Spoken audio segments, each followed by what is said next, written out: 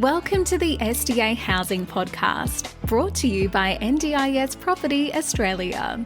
Before starting this episode, we need to provide a general disclaimer. Information contained in this podcast is general in nature only. It does not take into account the objectives, financial situation, or needs of any particular person. You need to consider your financial situation and needs before making any decisions based on the information in this podcast. And you should consider seeking independent and professional advice for your personal circumstances. All right, let's begin. Hello everybody, my name is Minh and I'm your host for today from NDIS Property Australia here in Brisbane. And you're listening to the SDA Housing Podcast, a show that explains, highlights, guides and brings awareness about all things SDA in this ever-changing NDIS world. Today's topic is AUSHOMES, and we have a guest speaker, Josh Donaghey from AUSHOMES in Brisbane here. Welcome, Josh. Thank you, Minh. Thank you for having me. Mate, tell us more about you, who you are, what you do in AUSHOMES and the company AUSHOMES. Yeah, I was a former accountant. I came across to the building company about 6-7 years ago. AUSHOMES has been around for about 27 years. My background is working in a variety of different development projects, so development and sort of multi-unit as well as SDA type dwellings. Really have enjoyed the space with SDA and getting to know all the different partners and participants along the way, and it's quite a rewarding field to be working in at the moment. That's great to hear. So how have you found as a business the building industry the last 6 to 12 months? Challenging, extremely challenging. Obviously, there's been a lot of builders that have struggled a lot over the last year. Cash flow's been a big issue, and that's been a result of record levels of demand, coupled with a particularly bad sort of weather pattern over the last 12 months. So the rain has just sort of exacerbated problems with supply chains that are already stretched. We found it extremely challenging, extremely challenging building environment. The inflation factor has also meant that a lot of the margins just are constantly getting eroded. You'll declare a job with, X dollars in it, and by the time you're finished, you're actually losing money. So a lot of builders obviously have run out of cash and physically can't finish the projects. In our case, we're pretty quick to react to the inflationary pressure from our suppliers, and so we did increase prices along the way to sort of counter it. But nevertheless, it's still been very, very challenging. Building periods are also blowing out a little bit. We were typically building an SDA house in about 6 months. They're now running on average between 9 to 12. Well, that's good. 9 to 12 months is still better than most of the industry out there, I guess. Yeah. Mate, when do you think it'll get better for the industry in South-East Queensland, do you think? Look, I think it's already starting to improve. The interest rate rises have sort of been a welcome change. It's sort of curtailed demand a lot, and it's sort of helped helped our suppliers and our trades catch up. As well as that, the weather has been fortunate for us recently. We've had a good dry spell, so that hasn't been a factor in delays. So I think the pricing on the material and labour side is probably starting to peak out, and I don't expect that to continue at the same rate it has over the last 12 to 18 months. And I do think the build durations have probably peaked as well, and I think they're starting to come in. On our books, as I said, we were showing about 9 to 12 months for a typical SDA. That time is starting to come in, sort of 7 months, and I expect by the end of the year we should be back down to 6 months again durations. Are your normal builds the same duration as the SDA builds? Pretty much. The SDAs are a little bit longer at the back end to work through all the audit process. So that there is probably about another 3 to 4 weeks at the end for the audit side. And there is a little bit more work involved, quite a lot more work involved in the house itself in terms of, the fit out and all that sort of stuff. So you're probably losing about another month there. So I'd say on average, an SDA house would be about 2 months longer than a standard typical dwelling. Gotcha. So with AUSHOMES being around for 22, 23 years, how long have you guys been playing in the SDA field for?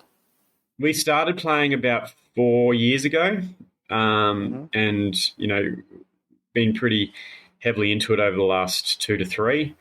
It had a fairly steep learning curve.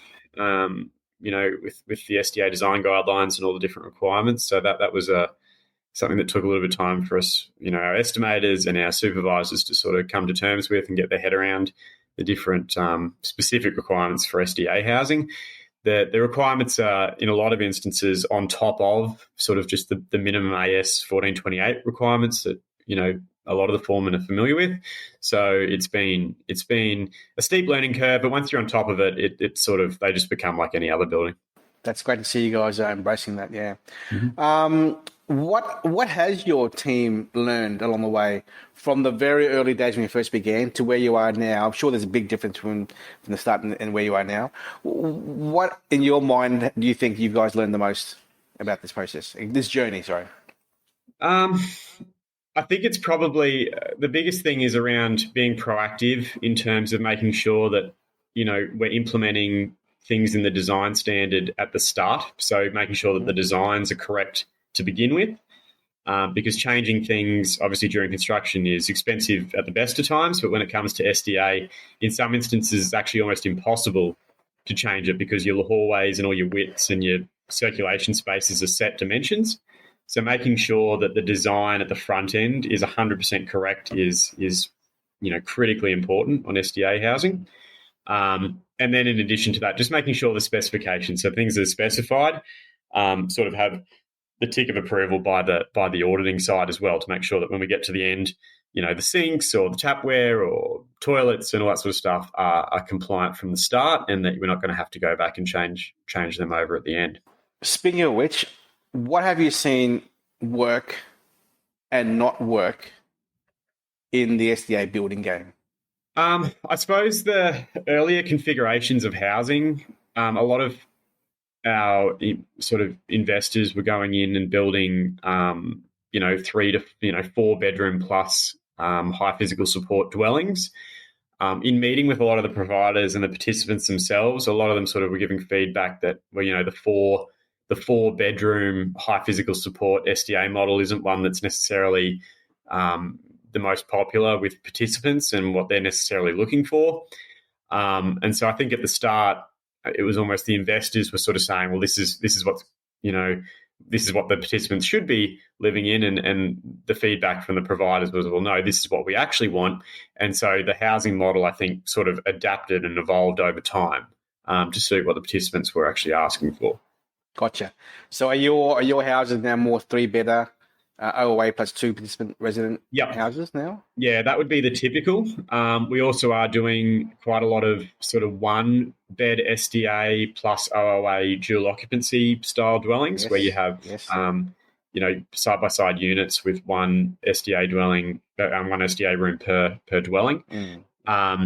Both models have been pretty successful. I haven't seen a lot recently of the larger, 4-bedroom or 3-bedroom SDA high phys models. That seems to have fallen a bit by the wayside. So speaking of dual occupancy, have you done many of those ones in SDA? Yeah, quite a few. So that's been pretty popular. In a lot of instances, they've had, like a spare room in the dual occupancy so that it could be used for a family member or, a different level of participant that may not be, say, high phys. It could be like a fully accessible participant. So the dual occupancy model has been pretty hybrid, and it might be the case that you have one high phys side and one, say, fully accessible side, or one high phys side, and then the other side is just a standard dual occupancy for a standard tenant. Obviously seeing super high vacancy or, super low vacancy rates in most regional areas in South-East Queensland. So it's a pretty good hybrid model to have, a standard dwelling house plus a high phys unit in a lot of instances. So these dual locks you guys have been doing, are they being like 3+2 or 3+1 kind of spec design between the sides? pretty much. Yeah. So some have been two, like one SDA per side plus a carers or alternate accommodation room on each side, and some have been 3-bed. Are you say would it be OOA plus 1, OOA plus 1? Yeah. That's a duplex, isn't it? Duplex. Yes, correct. Yeah. Okay. Is the cost to doing a duplex much more substantially more than a dual lock because of the time frame to lodge for DA and BA and Yeah, structure? yeah. So a lot of them are going through as community residences. So they aren't necessarily having a material change of use application done over the top of them. If the intention is to strata title the dwelling, for example, and sell them off separately, in those instances, yes, typically they'll require a material change of use, and that does have pretty long timeframes. Like at the moment, our average MCU time is sort of 3 months typically to do a DA. So, normally a proper MCU dual occupancy is taking about a year to 15 months to build when you include the DA timeframes. Well, when I first met you a year and a half ago, you said to me it was very important for you to know that the channels that you work with have an associated provider with the channel partner. Yes. Is that still the case with your business? Very much so. Can you explain why to our listeners why that's important to you as a business, AUSHOMES, that who you do business with, they are associated with providers? Why is that important to you? Well, mainly because most of our business, we have really no retail presence as an organisation. Our whole presence is based on referral and repeat business. And so for us, it's really critically important that the investors have if there's an investor involved, that they have a really good experience, which includes making sure they have a tenant. Now, most of the time, having a provider on board and linked in is sort of essential because it's critical to finding the tenant, and having them on board at the beginning ensures that the right house is being built for the right tenant. A lot of the time, the SDA dwellings are built bespoke for a particular provider's tenant in mind, and so making sure that they're on board at the beginning just helps to ensure that there will be a tenant at the end, and that investor comes back and does another project with us. That's great. So speaking of investors, what's the experience that the investor goes through in terms of engaging AUSHOMES from the EOI process onwards? Yeah, so typically we'll get involved with the provider and the investor at the start. So we have sort of a three-way conversation to get feedback on, hey, this is what the tenant demand is, this is what we're looking for. And then, we'll speak also with the investor and go, well, what sort of budget are we working to? And then from there, we look at the land as well. So if the investor's bringing the land to us, or if we're finding the land for the investor, knowing what the provider's wanting to put on that block is essential. So we'll work with them to work through the land options and make sure it all works. And that can include things like making sure that the site is going to be suitable for an SDA. In a lot of instances, when we first started working together, there were clients bringing us blocks of land to do an SDA dwelling, and they had 5-6 meters worth of fall on them, which just really wasn't suitable for a high physical support dwelling. So we'll work with the investor and the provider to make sure that the right house is being put on the right lot, and that the price meets the budget. And then we will then sort of hold them through the process in terms of colour selections and making sure that the specification is correct for the participant need. With regards to HPS, is there much of a variations options list that investors can choose from when they're talking to you at the very start with the provider? I mean, how do I say this? What kinds of options are on that variation list that you present to investors and providers to consider? Yes. Yeah. So there obviously is the SDA design standard has a minimum that we have to achieve. So that's the standard specification for, say, a high physical support house that we would provide. On top of that, there is a whole lot extra that can be included in the fit out, which include things as simple as different colour selections to full ceiling rails and hoists. Automation is standard in most instances, but you don't necessarily need the door actuators on a lot of houses. So depending on how far an investor wants to go, they can fully automate the house with full door actuators, as well as the ceiling rails and hoists as well. And then you can go as far as different kitchen appliances to what our standard high physical support appliances are. As long as they're still compliant, we still have to make sure they're compliant, but there are a myriad of upgrades that they can select from, which our colour consultant will go through with them at the time. Sure. Any unusual requests made so far for HPS? Not really. All we tend to find is that a lot of our investors, or some of our investors, will have it'll be a family relative that they're building the house for. And so they'll have very specific requests around certain fit-out items that will suit that particular tenant. And so, it can be things like in the case of a robust house where the family might have said to us, look, we just don't want the participant to have access to the kitchen, for example, so we would fully build the kitchen in so that it's its own self-contained room. Heaps of different things like that whereby we'll try and accommodate the particular participant in terms of design as well as specification. That's great. I mean, it's very rare to see a builder do an enclosed kitchen for a robust home, but I think it's great that you're doing that, yeah. Speaking of robust, what's your feedback on that? And have you done many of those compared to HBS and your numbers? What's in your... So the higher rate, high physical support has certainly been a dominant category versus robust. I think a lot of that has just been to do with land availability. In most instances, robust dwellings will require land that's a bit detached or separate from the neighbour, and so that can be hard to find. And the high physical support's been a little bit easier in that respect. With that said, we have done quite a few robust dwellings. They are a bit more difficult in terms of the participant requirement. They are very, very, because it's behavioural house, they tend to be a bit more restrictive in what you can do with them. Mm-hmm. Yeah. Mm-hmm. So how many have you done with robust, may I ask? Total, we've done about 14 robust dwellings in total, compared to high piers, which would be, probably over 40 high piers. Gotcha. What about IL, FA? Do you do many of those? Yep, we've done a few. Again, they're sort of they're sort of more of that hybrid model where people will be doing a high FIRS and incorporate an FA maybe on one side of a dual occupancy or something. But yes, we have done quite a few. I have also done quite a few standalone houses in IL, which have been pretty good. I'd say we only would have done probably about 10 of them in total. Oh, good. Yeah. I think we need more IL houses out there in the market. Oh, 100%. Yeah. Too much focus have been put on to HPS the last 2 years or so, yeah. Yes, yeah. So what other challenges do you see with SDA as a building company?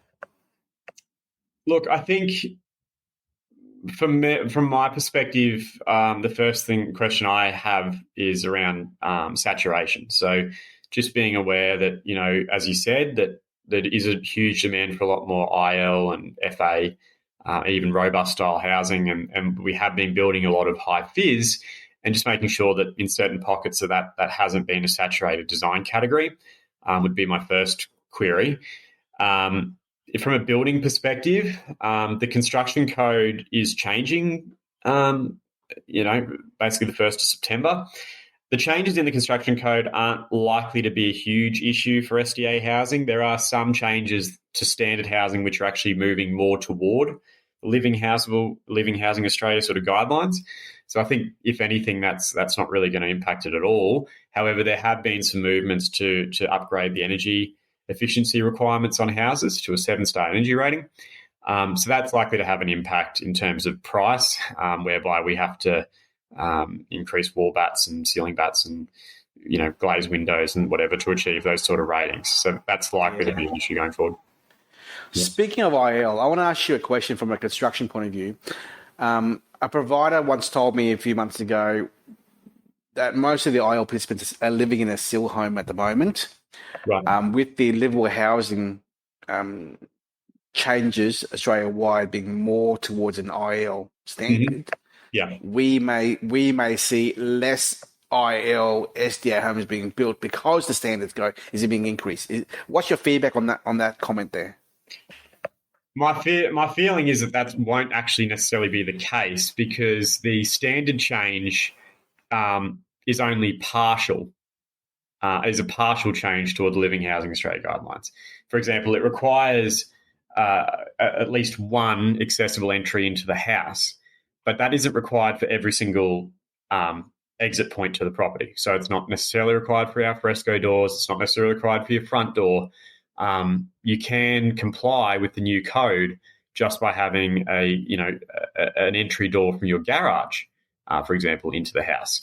So I still think there's to do SDA dwellings properly and to get the right certification for them, there's still quite a lot more work than just the minimum of the new construction code. So what areas have AUSHOMES been building in for SDA? Like localities? Yeah. Yeah. So quite a lot in Toowoomba, Warwick, some in Brisbane if we can get land, Redlands, Sunshine Coast, Logan City Council, pretty much every major local government council in South-East Queensland. We're also pushing into Gympie as well. Oh, good. Gympie has a lot of demand from HBS out there. Yeah. So are you actually in Gympie now? We are in Gympie now, yeah. Oh, good. Yeah. I think we may have a few clients with blocks of land up there for sure. Yeah. Any words of advice for potential investors considering SDA? Just my biggest thing is make sure that you have a really strong provider on board with you. It makes the whole process a lot less stressful. Being sure that you've got that provider to guide you in terms of this is what the tenant demand is. When we first started, as I said, we had a lot of investors saying what they thought the tenants were going to want. And I think that was the wrong approach. I think the approach needs to be participant-led. And so, getting feedback from the providers is critical in that participant-led approach. Exactly.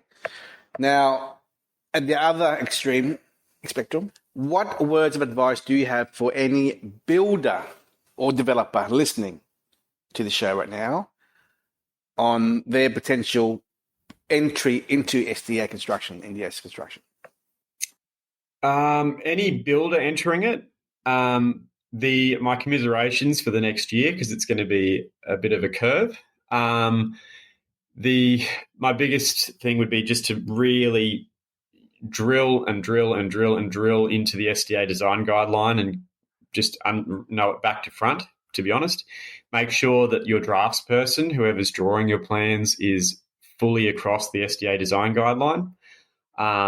And make sure you get it audited, at the design stage by an SDA, accredited SDA assessor, to make sure that everything's compliant, which will just make the SDA audit at the end a million times easier. Do you come across many owner or occupier participants who want to design and build their own SDA home for them to live in themselves? It's mainly around family. So it's not so much that they're necessarily owner occupier. It's more the family sort of doing the house for a relative or whatever. That's very common at the moment. And that's actually, we kind of really enjoy doing that because it allows us to design bespoke the house for the particular participant. Yeah. Mm-hmm. Oh, that's good, mate. Mate, thank you so much for your time, taking time out of your day. I know you're very busy on your end. This gives us a very good perspective as to what it takes for a building company like AUSHOMES to get involved and maintain their presence in the SDA, NDIS sector. Really appreciate your time, Josh. I guess my last words are, well, I know you work with channels, right? Partners. But if other agents around Australia want to get in contact with you or other groups as well, what's the best way to contact you guys? Website. And just through the website, aushomes.com.au. Where just get in touch with us. We're more than happy to have a chat to you. As I said, we have providers that we work with, and we're more than happy to give you their details. Mm-hmm. And also, we're happy to work with any providers that people may want to wish to work with themselves. So, one last question, because you are a wholesale business, you don't deal directly with the public. I mean, this is a very complex topic, SDA. Yeah. If a client rang you directly to your office, I mean, what's your response to their inquiry? Would you guess? Yeah, so we'll certainly have a chat to the client. Basically, what I've just explained today is how I would respond to them. I basically say, like, do you have a provider and do you have land? And that's sort of my first two questions. Yeah. If they say no, we don't have a provider, I'm more than happy to introduce them to some. But alternatively, my recommendation is make sure they come in with a provider first. It just makes things a lot easier. And just a lot more fluid as well. Yeah, it's important to raise because We don't want 100 people ringing you next week, next month, saying, "Hey, Josh, I heard you on the podcast. Can you help me out here?" Yeah. You're not resourced to help out people directly like that, are you? No. Not really. No, we don't. We don't actively sell. So we're really the builder first and foremost. So it would be important to contact a provider or someone who could facilitate that, and then by all means we're happy to build the dwelling for them. Mm-hmm. So any listeners out there in South-East Queensland or interstate, if you have land, you want to work with a builder to build an SDA home, make sure it's flat, it complies. Talk to your provider you have, or talk to the team at AUSHOMES here, and do not contact the office if you have no idea about SDA, because SDA is a very complex topic, my friend, isn't it? It is. It's been a long learning curve for everybody, but we're pretty proficient now and more than happy to build the houses. Good. Josh, thank you so much for your time. Appreciate your efforts here, and we look forward to talking to you more later on down the track. Awesome. Thanks, Minh. Thanks, mate. Bye-bye. Cheers. Yeah, bye. We hope you enjoyed this episode. Please make sure you are subscribed and following us so you can keep in the loop with all of our upcoming episodes. We would really appreciate it if you could leave us a 5-star rating, a written review, and to share this podcast with those that could benefit. Until next time, catch you on the next episode.